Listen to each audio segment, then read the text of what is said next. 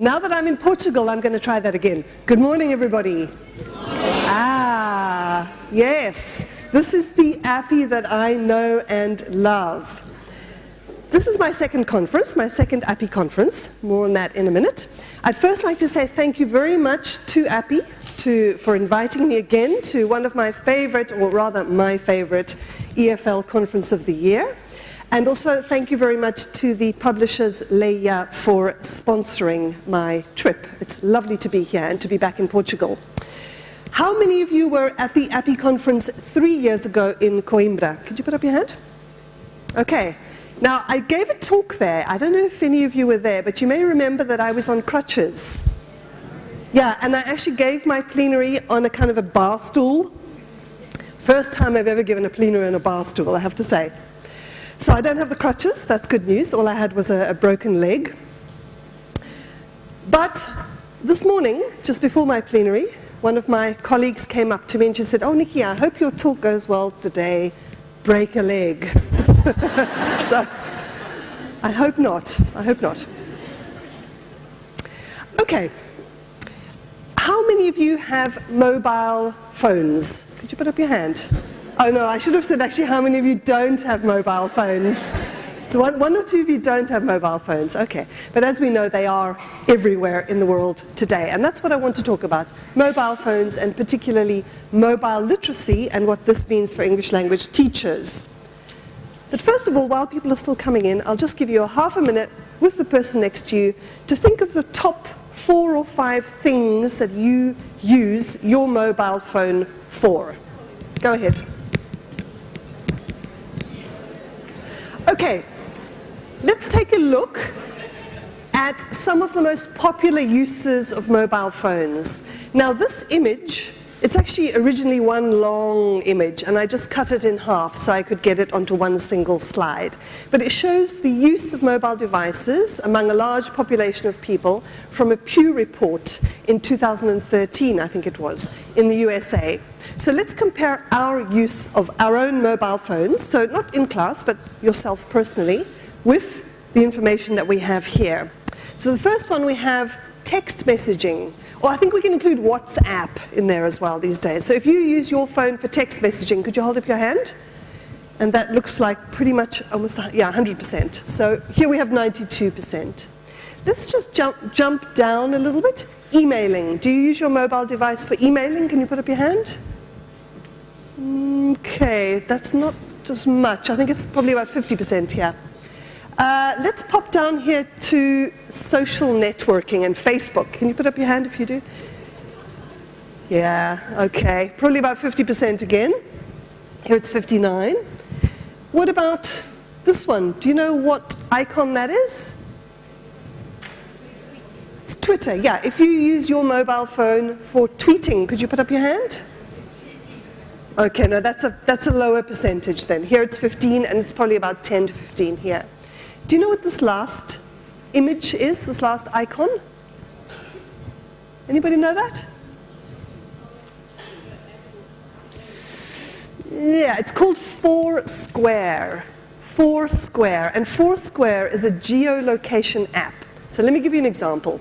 Do you have Starbucks here in Lisbon? Yeah, okay, so let's imagine one of the biggest Starbucks, right, in the middle of Lisbon. If you go along there and you open up Foursquare on your phone, it'll show you a list of places nearby, including Starbucks, where you are.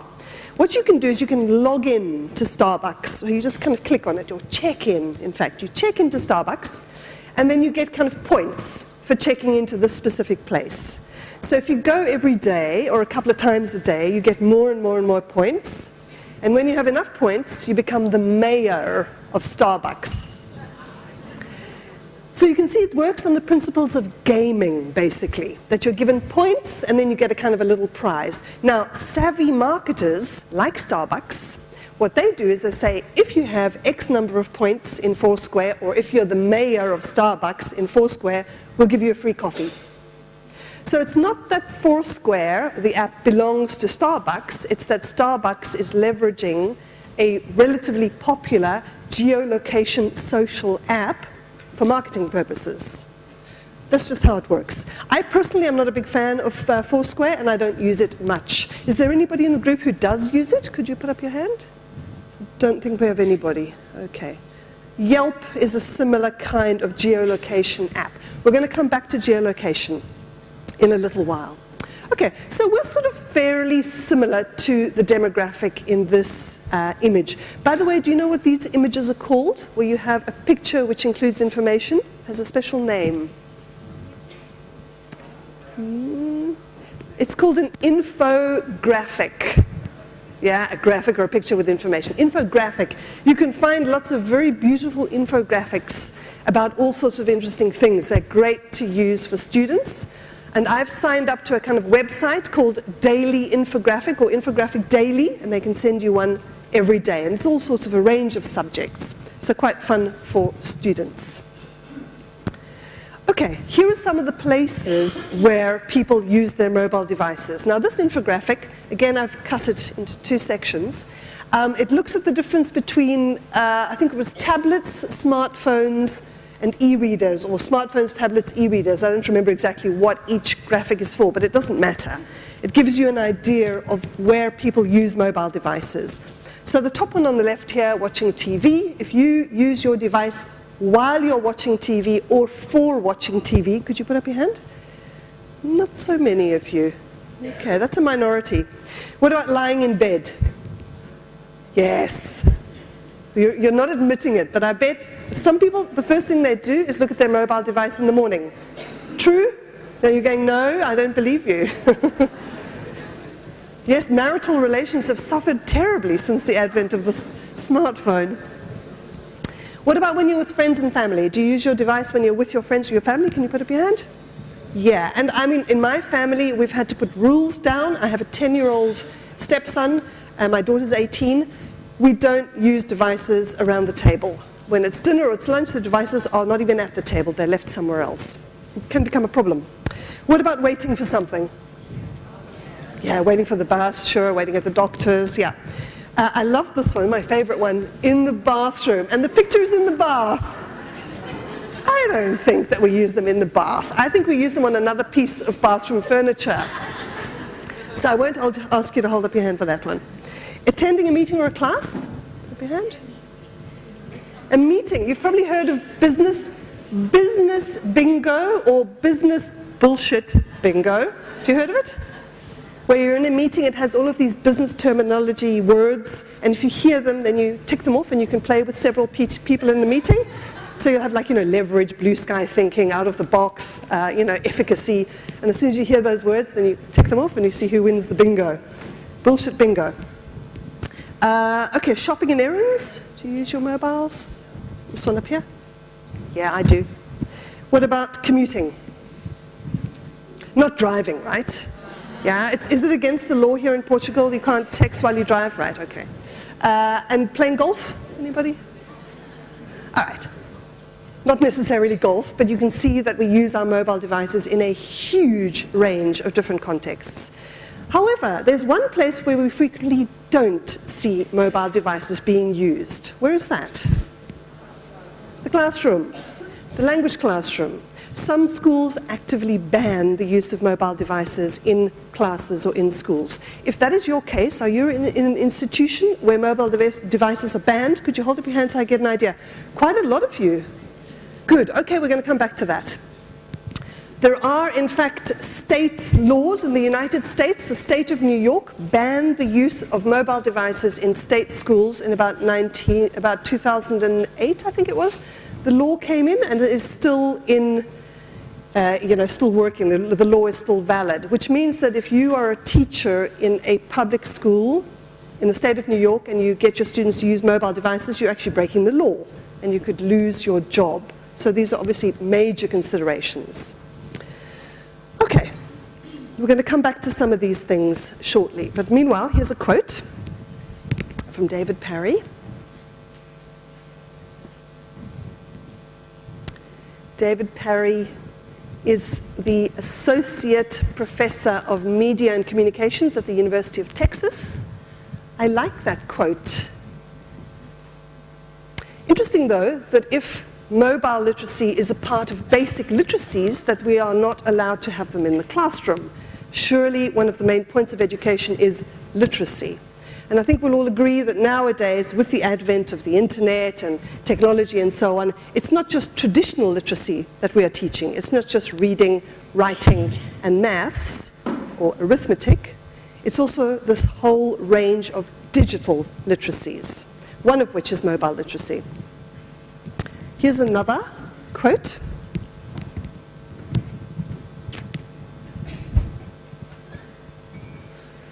Okay, this is from a book we wrote in 2003, Gavin Dudney, Mark Pegram, and myself. So this is a kind of 350-page book about digital literacies. So there's lots of them. I'm only going to focus on one, which is mobile literacy. I think what's interesting to remember about mobile literacy is this idea of contributing information and communicating. So although we do use our devices to consume information, yes, that's one use, but we also use it to create information, and that's what I want to look at specifically, and how we can do this as language teachers and how this might be linked to language teaching. Okay, let's think about mobile devices in the classroom and what this might mean for learning. I want to look at 3 different ways we can conceptualize using mobile devices. It's quite a useful framework, I think, to help us judge what we're doing with our students, or not doing, as the case may be. One scenario is where the devices are mobile. Of course, mobile devices are mobile by definition, right? But you can imagine the class sitting, everybody has a device, or maybe there's one device between 2 students, and they can move the devices around, so it's very easy to share work. You may have your students using their own devices, which is called a BYOD approach, bring your own device, BYOD approach, or your school may have invested in laptops, which I don't consider that mobile, but things like class sets of tablets. Many schools these days, instead of investing in laptops for the school or the class, invest in tablets. They're a lot more portable, a lot more mobile, and a lot more flexible.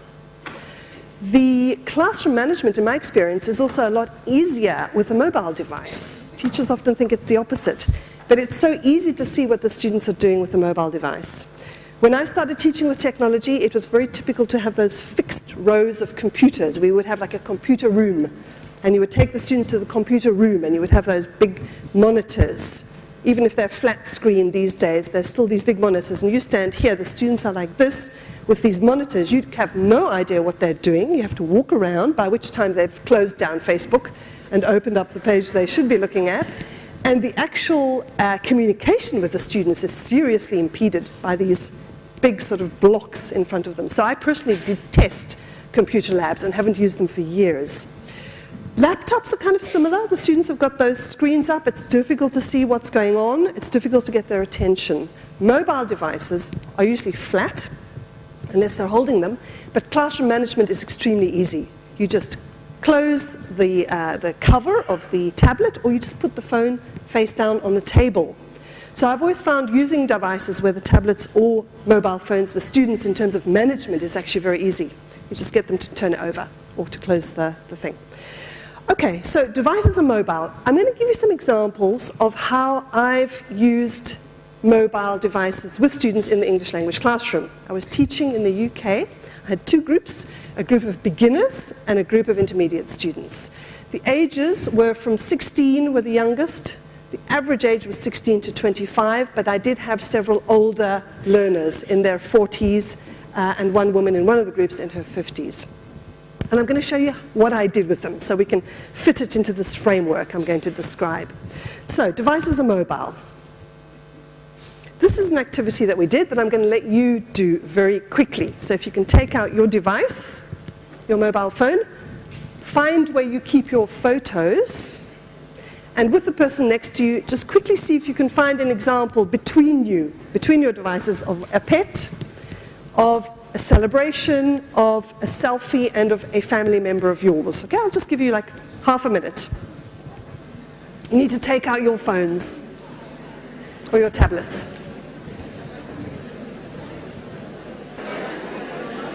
Okay, I'm going to stop you. Shh. Apologies.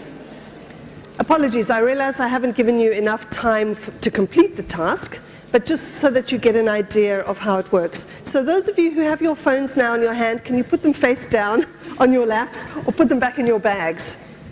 This is where we need to do the classroom management, right? Getting people's attention back from a screen is often a challenge. So if you could just turn them over, put them in your pocket. Okay.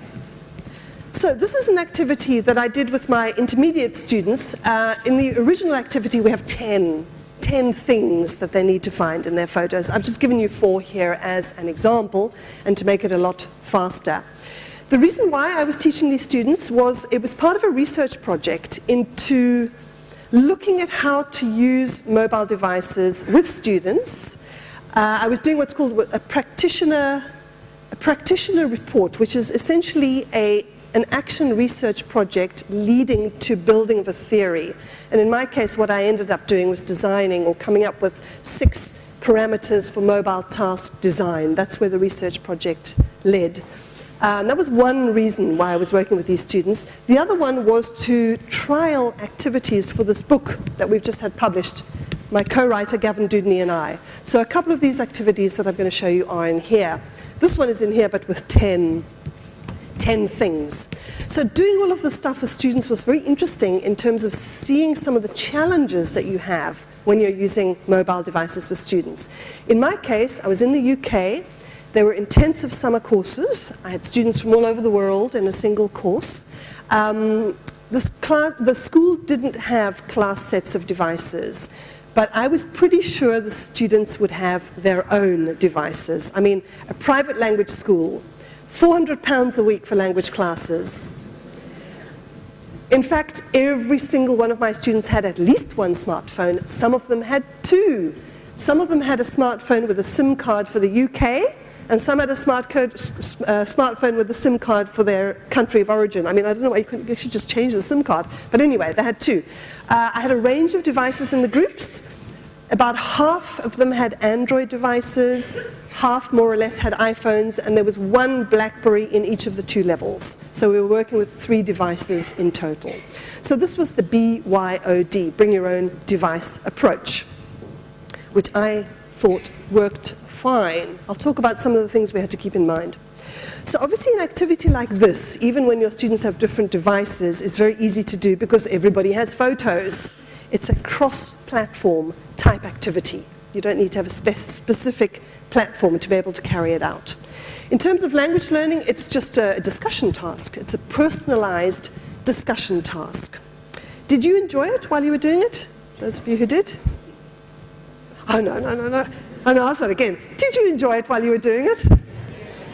Yes. People love this task. You find out all sorts of interesting things about people. For students, it's a wonderful sharing opportunity. It's a wonderful, easy personalization task. And I'm sure we've been doing this kind of tasks for years, but maybe without the photos, or the students used to bring the photos on paper, do you remember? But then they would forget, and you couldn't do it properly. So it's just so much easier these days.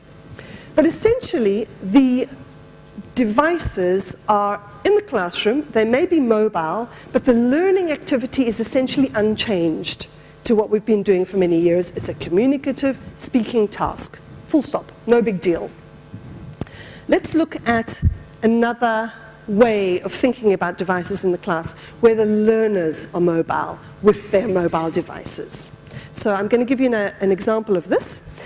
As part of this is my intermediate group, 2 students from my intermediate group, 1 from Brazil and 1 from Argentina. This school needed the teachers to use a course book. We had to have a course book. That was basically the syllabus, because in summer schools you have what's called rolling enrollments, which means every Monday you have new students. Some leave, some new ones come.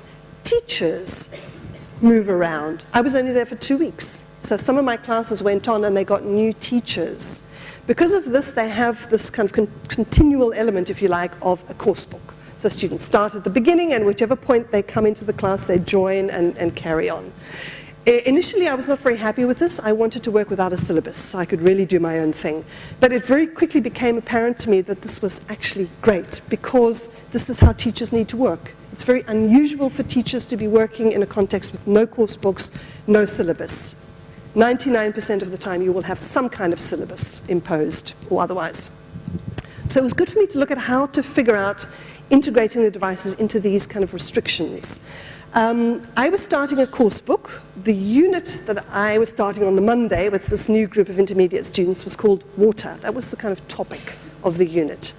So when you start a new unit with your students or a new topic, one of the most typical things that you might do is you might write water on the board and then maybe brainstorm some vocabulary, right? That would be a typical first way to start with a new topic. So I thought I'd see if I could get students to use their mobile devices. So I put water on the board, I told them to take their phones, and I gave them 10 minutes to go around the school and around the grounds and to take 2 or 3 photos of things that they associated with water. So not of water, but things that they associated with water. So off they went. Of course, I was worried that they would actually come back. They did, after 10 minutes or so. We already had a WhatsApp group set up in the class. There were only 10 students. So the students then chose one of the 2 or 3 photos that they'd taken. They chose one, and they shared it with the class. So it was very quick to share the photos. This is also important. We didn't spend a lot of time on that. Then I connected my phone up to the projector that we had in the class, because I opened up the WhatsApp group. We looked at each of the photos, and each student claimed their photo and said, that's my photo. It's a photo of and it's related to water because And here are some of the things that the students took photos of. It's not very clear because it's a screenshot of a photo put in a slide. I don't know if you can see what that is. It's a water cooler. Yeah, where you get water in the corridor of the school. A water cooler. Do you know what that is? It's a drain pipe. Well done. Drain pipe is incredibly low frequency vocabulary. I've been living in Spain, in Barcelona, for 25 years. My Spanish is quite good, but I don't know the word for drain pipe. It's not common. This one? Yeah, a wash basin or a basin. Yeah, that's obviously a fountain, beautiful grounds in the school. They had this fountain. That? Yeah, it's a pot plant, exactly. And that? Fire extinguisher. Now, a couple of points to make about this. First of all, low frequency vocabulary, drain pipe. I mean, you know, not a very useful piece of vocabulary unless you're a plumber, I don't think. Students assiduously wrote the word down. I thought, nobody's going to remember drain pipe tomorrow. But actually, who cares? It didn't matter. The sense of involvement that the students had in the activity was very interesting to see. They were very interested to say, that's my photo, and I took it because the rain comes down, and then there's no damage to the building, etc., etc. So it wasn't the word so much that was important as the explanations. The other one that was interesting was this one, the extinguisher. When the student who'd posted that claimed the photo, the whole class, you know, went into uproar. They said, oh, no, it's not connected to water. There's no water. This is not water in here. They all got very vociferous about this, and the student who'd taken the photo said, yeah, okay, not this one, but you get fire extinguishers with water. And we all said, oh, no, they don't. We didn't believe him. So, you know, he got onto Google and showed us photos, and it's true. I learned that there are, in fact, fire extinguishers that have water instead of foam in them. So it was interesting the amount of language that was generated around this activity. Not just the amount of language, but the sense of ownership that the students had with this vocabulary, which is totally different to them brainstorming extinguisher, drain pipe, etc. on the board. It's a whole different relationship to the words that I really hadn't expected. This is why it was nice to be trialing these activities. What I had assumed would be a kind of 5-minute talk while we shared the photos ended up taking 15 minutes and generated all sorts of language that we noted down, okay, not just the vocabulary. So this is an example of an activity where the learners are mobile and outside the class. The third sort of category is this idea of the learning experience is mobile. You can see how we're kind of building up here. Because the learners are mobile, here the learning experience wasn't so much mobile. They just brought pictures back into the classroom. The learning took place in the classroom again, based around the discussion. But this third category is an interesting one. The idea is that the device enables you to learn beyond the classroom walls, and possibly without the teacher, or possibly with the teacher. Let's take a look. Do you know what this is? It's called a QR code, and QR stands for quick response. So essentially what you need to have is on your smartphone, you need to have an app called a QR code reader.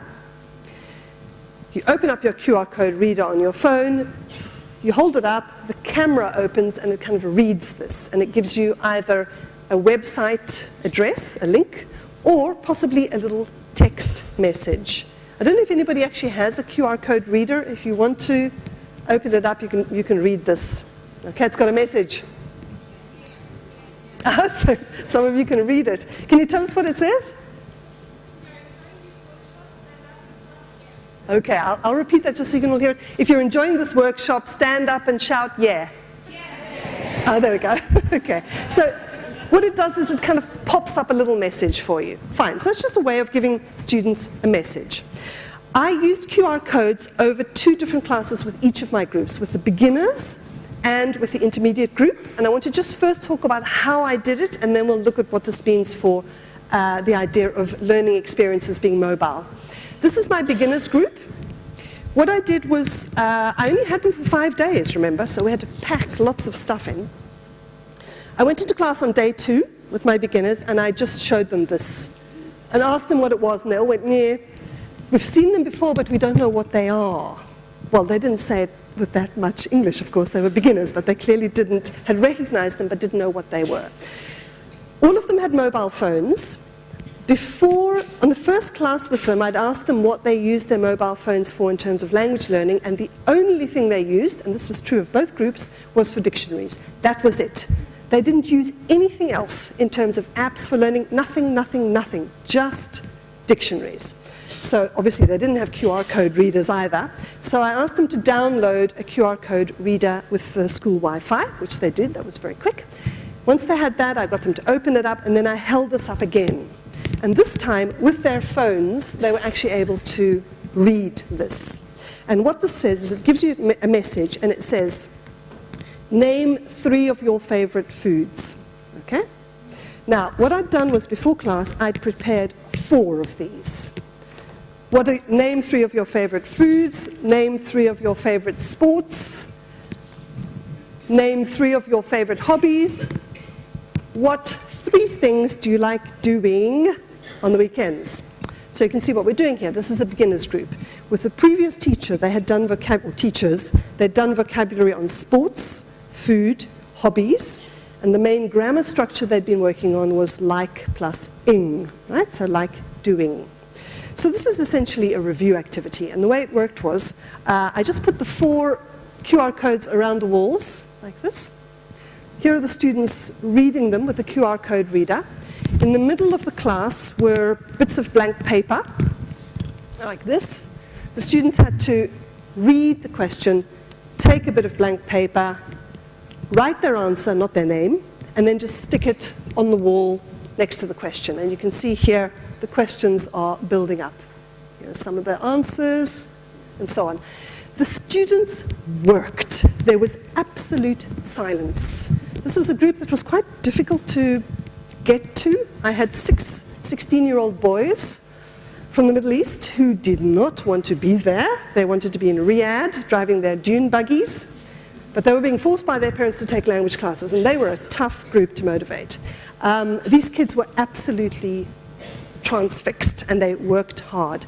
These particular students, there were 12 of them. We had 10 Arabic speakers from various parts of the Middle East, 1 Russian guy and 1 Chinese woman. So they all had, well, the Russian guy less, but they all had script problems. Or they found script, the Roman alphabet, challenging. They didn't like writing, basically. They hated writing. So I got them to do quite a lot of writing. So that they were working away. Once they'd finished, the nearest student took down the question and the surrounding answers, and then read them out. So, what are your 3 favorite foods? Take a piece of paper. I like pizza, hamburger, and hummus. And then they had to guess who in the class had said that. And we went through it like that, okay? That took quite a while. So in terms of language work, what are we doing? It's a review activity. We're reviewing vocabulary, we're reviewing grammar. It's reading. They read the question. It's writing, Then, when they read them out, because there's an information gap, it's listening.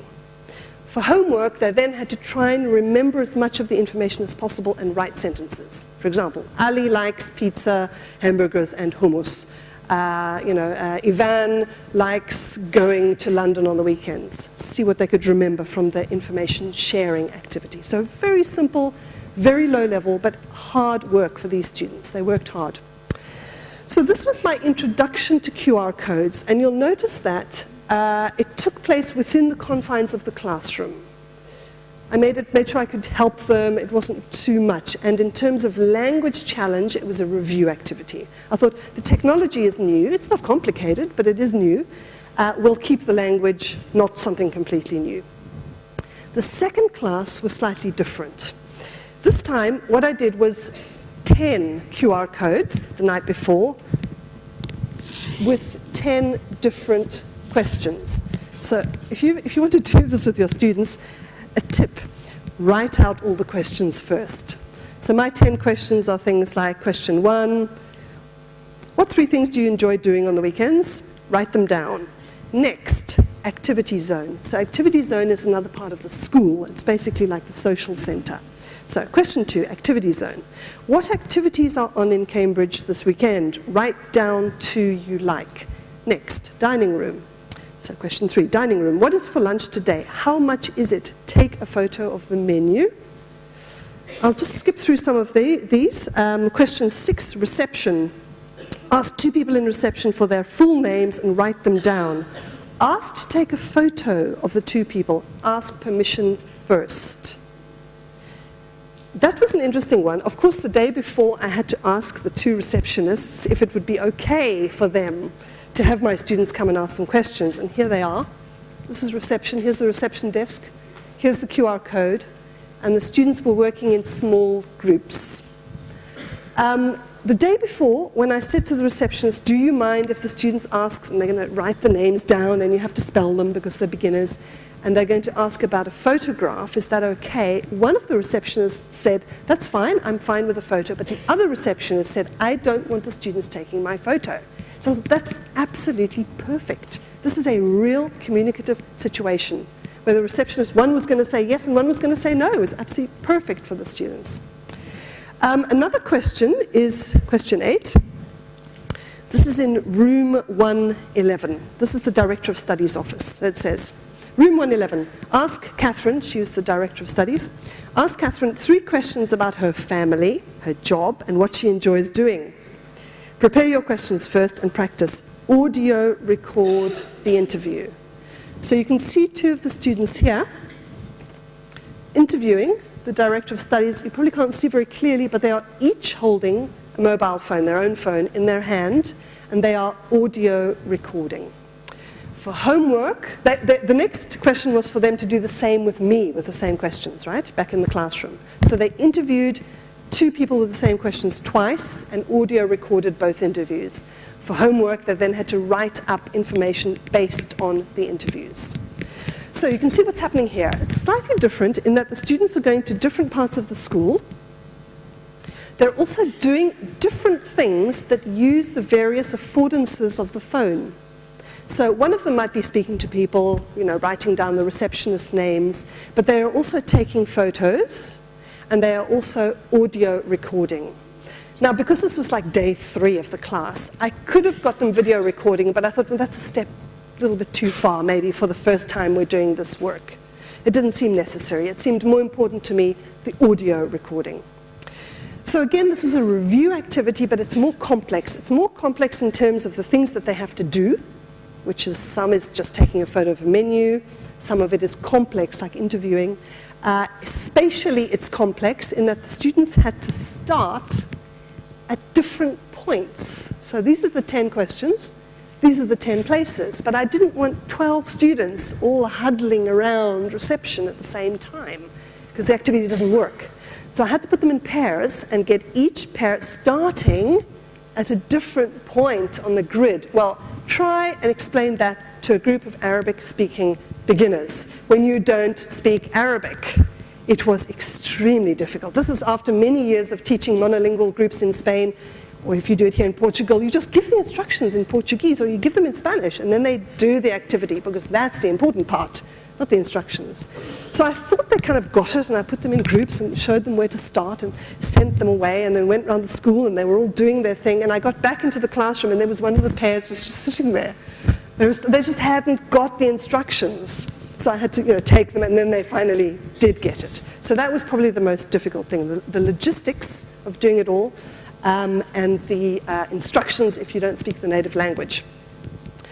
A tip is when you have your 10 questions printed out, put the number of the question on the back, because just looking at it like that, oh, what was that one? And then you have to read it again, right, which is pretty time-consuming. Feedback, the students really enjoyed it. They worked hard. This was the important thing. All right. How is the learning experience mobile? It's a kind of a combination of these things. They're using mobile devices. They are mobile. They're going around the school. The learning experience is mobile in that, for example, when they're interviewing Catherine, or when they're interviewing me, they are using the device, but they are learning in that space, which is not necessarily the classroom. Okay, in this case it was inside the school, but you can see how you could extrapolate this beyond the school walls, right? But they're using the device for the learning experience at the time, in a slightly different place. This is probably the most interesting area, I think, to be working on. And it's something that can be very specific to mobile devices. How? By using these two very special affordances of mobile devices, augmented reality on the one hand, and geotagging or geolocation. These things only exist with mobile devices. So these allow us to create tasks that were not possible before in the classroom, or certainly not possible without devices. Okay, if you're familiar with the word augmented reality, if you've heard of it before and you know more or less what it is, could you just hold up your hand? Lovely, good, I'm very pleased to see that's a minority, good. Geotagging, geolocation, can you put up your hand?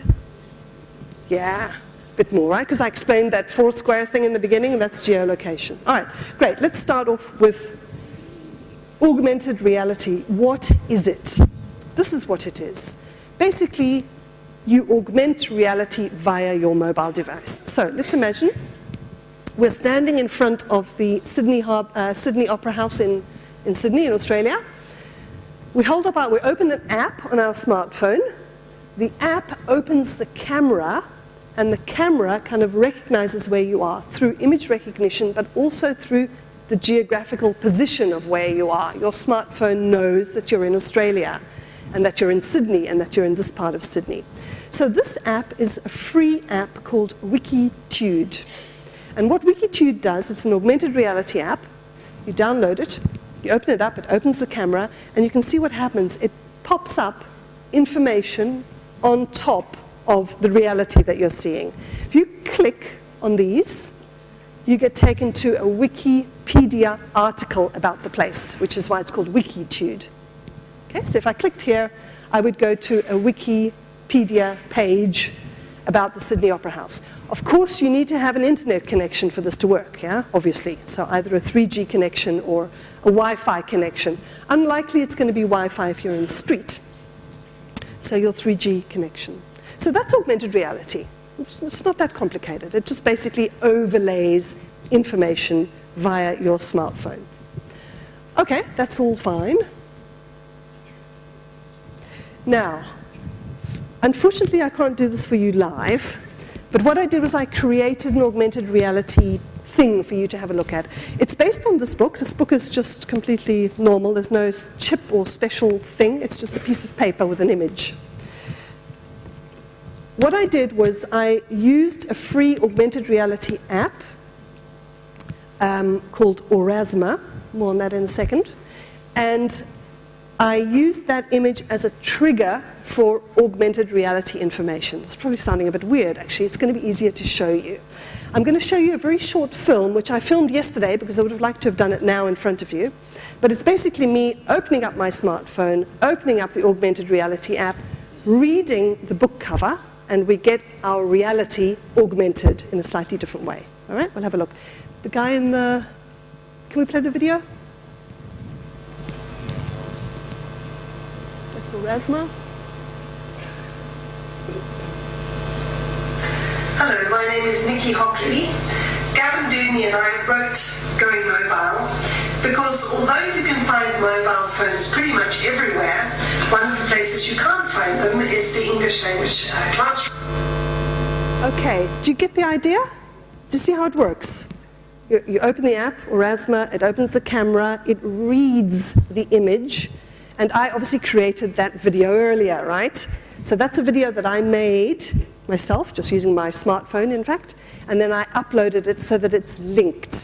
So the app needs to have an internet connection to be able to link to that piece of media. So you could link to another image, I could link to some text, I could link to a handout, I could link to audio. I decided to link to video. You need to have internet to be able to use it. Yes, yes, because it's stored on the Erasmus server. That video is stored on the Erasmus server, so you need to have an internet connection to be able to use it. Good question.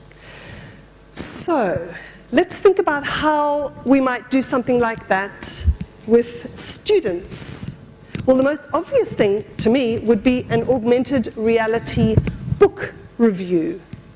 For example, students choose their favorite book. It doesn't even have to be in English. It could be in Portuguese. It doesn't matter. You give them guidelines for a book review. This is something that we've been doing as well for decades and decades, right? It's a typical sort of first certificate type writing activity. So you give them your guidelines for a book review, you know, who's it written by, when was it written, who are the main characters, what's the plot, what you like about it. Let them create their own video, giving their reviews, and then get them to use their book image as a trigger, link the video, and then you can have the books around the class, students with headsets and their phones listening to all of the different reviews. It could just be audio instead of video. This is not different in terms of a language activity, because we've been doing this for years when the students write, right? They write their book reviews. But what happens to those book reviews? Who reads them? And who really cares, frankly, apart from the teacher? So this is a different way of doing a fairly standard communicative language activity that is just a lot more engaging. It also has the potential to spread well beyond the confines of the class. Why not have a project with several schools, several classes in the school doing book reviews? Have a library day where all the books are laid out. People are going round. They have a check sheet. Which of all of these books, which two or which three would you most like to read and why? So it can form part of much more complex and inter-class project work, basically. Okay, are we okay with augmented reality? Yeah? In fact, when Kathleen was doing her plenary, she showed us those lovely paintings. You can see another augmented reality option here, right? It doesn't have to be a book. What about a gallery walk? A gallery walk around the school. So get prints, and you can just print them off from the internet, of a favorite painting, put those up on the wall. The students have prepared videos, so you have a gallery walk around the school with all of the students taking part. There's all sorts of things that you can do if you're creative, perhaps. Do you like the idea? You're going to go and try it next week, maybe? Maybe not, maybe not. In terms of our framework, if you're new to using mobile devices, it makes sense to start at the top of our food chain, if you like, right? Or at the bottom. The easiest activities first, and you build up to this kind of thing, right? There's no way I could have done something like this with my intermediate group in the short time I had available, right? You need to build up confidence and activity types when you're using mobile devices. Okay, here's another type of activity based on another affordance of devices, this idea of geotagging or geolocation. So this is another free app called Voices, or Voices perhaps. This is a screenshot of what they call an echo, and an echo in Voices is an audio recording. Now this place, the Labyrinth Park, is, it's in Barcelona, and it's quite near where I live in Barcelona. So I went along to the park one day, I had Voices on my smartphone, I opened it up, and this popped up. somebody had made an audio recording about this particular park, the Labyrinth Park, and me being there kind of activated the recordings that were nearby. Well, let's just listen to this one. We'll listen to the beginning of it. The Labyrinth Park is an historic garden and the oldest preserved in Barcelona. The park is housed in the Desvalls family farm near the Coixarola mountain. Inside the park, there are an 18th century neoclassical garden and some 19th century romantic style gardens. The park covers an area of 9 hectares, and everywhere you can find a high number of spots. Okay, it goes on a little bit more, but you get the idea, and you can see that there's actually a script here as well. So this is a language learner, a Spanish speaker, who's prepared a script, obviously you've done the research about the place, prepared a script, and has included the script along with his recording. So when you go along there, you open up the app and you will get any recordings that have been geotagged, or the geographical location has been put for this recording. You with me here? Okay, see how it works? So in Lisbon, I can open up Voices and I will get recordings about Lisbon that have been geotagged, specifically with the place where I am, or within X number of kilometers. I used this app with my intermediate students in Cambridge. I got them to, first of all, choose a favorite place, or their favorite place in Cambridge. I gave them time to research. I gave them time to create scripts and to take notes, to rehearse. And then at home, they did all of the recording. Because when you think about it, the recording is the least important part. The most important part, and the part that needs to take place in the classroom, is the research, the preparation, especially the preparation, and the rehearsal. And the great thing about this is that because it's publicly available in theory, students are very, very keen to get it right. They want their English to be as good as possible, as accurate as possible, as well pronounced as possible. And they spend ages rehearsing, repeating the same sentences, but wanting to do it. So in terms of, conditions for language acquisition, practice, rehearsal, these are key things. And the students are doing it willingly. Willingly, exactly. And this is because it's on the internet. Now, I don't believe that the whole world is going to rush to my students' voices recordings about Cambridge, yeah? But in theory, people can find them, and they certainly listened to each other's. The way I did it with my students, I let them choose if they wanted to work in pairs or if they wanted to work individually, and they chose. My Chinese student decided to work alone, and he chose a place called the Science Park in Cambridge, which I didn't even know existed. Apparently, Cambridge has a very famous science park, and that's what he was interested in. Whereas all of the other students chose things like, St. John's College or King's College or punting on the river and that sort of stuff. So it was very nice to see how the students were interested in different things as well. Okay, now the great thing about Voices is that you don't need to be in the geographical location to create the recording. So let's imagine that we have a unit in our textbook with the students on Sydney, although we're here in Lisbon. You can get students to research things about the Sydney Opera House or the bridge or the Manly Ferry or whatever it might be, Bondi Beach. Get them to prepare their scripts, practice, record, and when they save, they can pin their recording to a map anywhere in the world. So they just have to, there's a big map and you just make it bigger and then you stick it like that and your recording is pinned to that geographical location, which is fantastic. They can also search for recordings that are not necessarily where they are. So they can open up Voices and they can search for recordings on Barcelona, even though they're here in Lisbon. Okay, is everybody with me here? Okay, good. Okay. So another nice way you can get students actually using recordings both in the classroom and out, because once they're out and they have Voices, wherever they are, they can actually open the app and then access things that are geotagged in their vicinity. So this idea of mobile devices crossing the classroom walls.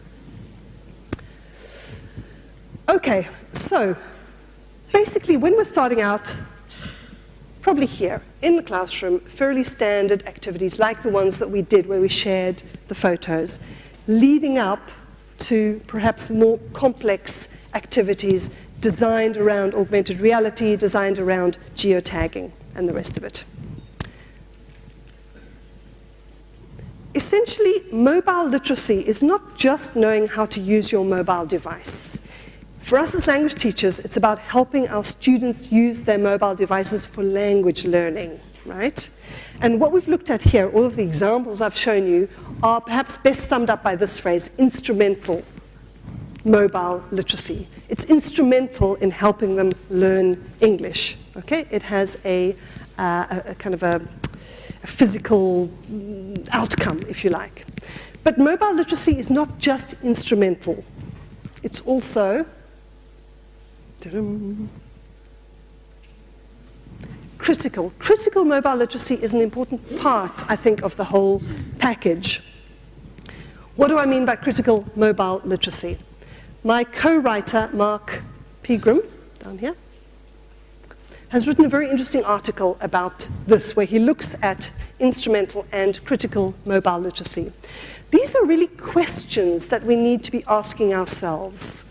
So in terms of taking this into the language classroom, this is perhaps best discussed with your students. But it's things like, what are the socio-political implications of language learning materials on mobile devices? A very good example is the One Laptop Per Child program. I'm sure you've heard of this, those little plasticky laptops that are very cheap. They've been deployed in low-resource contexts. For example, there's a very famous example of these little laptops being parachuted into remote areas of Sudan. Did you hear about this a couple of years back? They basically flew some planes over and dropped some laptops. And the laptops were loaded with all of this pre-packaged English language material, which had absolutely nothing to do with the realities that the learners lived in. So they just made no sense. So, A is for apple. What's an apple? O is for octopus in the Sudanese desert. Stuff like that. It just hasn't been thought through. It's linked to this idea of digital divides, the idea of mobile devices exacerbating digital divides, not just between developed and developing contexts, but within the same context. There are many types of digital divide. Digital divide between students, between teachers, the divide between teachers who are confident with technology and less confident, between teachers who know how to use devices effectively and those who don't, between schools in the same district, between classrooms. There's a massive question to be examined there in terms of resources. The whole commercial imperative behind devices.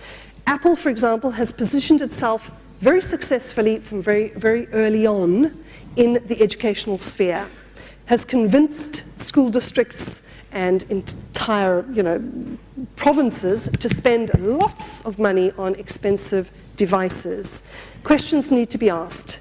There have been some high-profile cases recently, for example, in the District of Los Angeles in the USA, where there was some backroom dealing going on between Apple, publishers, and the school boards. And we're talking contracts of billions of dollars, billions. So these kinds of things need to be looked at extremely carefully. The ethical implications and health implications, I would say, really, screen time, the fact that we need to do this digital detox that was mentioned this morning in the opening ceremony. I mean, if we need to do a digital detox, it suggests that there's a problem. So it's not like it's all roses. We do need to have a kind of critical view on what we're doing with our students. We might add here as well ecological implications. So e-waste, what's happening to all those devices that we're throwing away, all those PCs, where's it going? What about the fact that they need all these special minerals and so on? I heard a BBC program recently about how they want to start mining on the moon. Have you heard about this? I don't remember the name of the kind of metal, what do you call it, not mineral, that you use for mobile phones. Well, the moon is packed with it. So everybody's starting to look at the moon in a different way. Whether this is feasible or not is a big question, but there are ecological implications to what we do with our devices. So this is perhaps best discussed with students and certainly, by ourselves. Okay, I've given you my details, so you can get in touch if you have any questions. There's a handout with more links, blog posts, articles about mobile learning, and we're actually holding a raffle of this book, Going Mobile, until the 15th of May. So if you want to try and win a copy, go along. I hope you found this interesting, that it's given you a few ideas about using devices with your students. In terms of bans, which we mentioned in the beginning, if your institution bans mobile devices, it's a question of getting the stakeholders on board, the managers, the parents, the directors, when you can show them how devices can be used in the classroom effectively.